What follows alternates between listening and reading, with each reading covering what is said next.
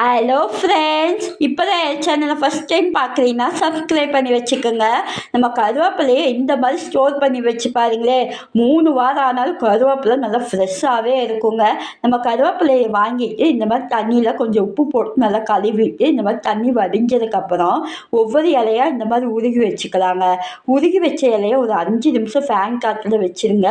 அப்போ தான் இந்த ஈரப்பதம் இல்லாமல் இருக்குங்க.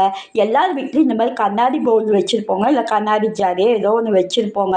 அதில் இந்த மாதிரி நியூஸ் பேப்பரை உள்ளே வச்சுட்டு நீங்கள் கருவேப்பிலையை ஸ்டோர் பண்ணி வைங்க. கருவேப்பிலை 3 வாரம் ஆனாலும் நல்லா ஃப்ரெஷ்ஷாகவே இருக்கவங்க, அழுகவே அழுகாதுங்க. இந்த ஐடியா நீங்களும் ட்ரை பண்ணி பாருங்கள். எப்போ தான் என் சேனலை ஃபஸ்ட் டைம் பார்க்குறீங்கன்னா சப்ஸ்கிரைப் பண்ணி வச்சுக்கோங்க. உங்கள் ஃப்ரெண்டுக்கும் ஷேர் பண்ணுங்கள். பாருங்கள், இந்த மாதிரி எல்லாமே உள்ளே வச்சுட்டு ஸ்டோர் பண்ணி வச்சுக்கோங்க. கருவேப்பிலை இல்லைன்னா நம்ம அங்கேயும் இங்கேயும் வாங்கணும்னு அவசியம் இல்லைங்க. நம்ம வீட்டில் இருந்தால் தாராளமாக யூஸ் பண்ணலாங்க.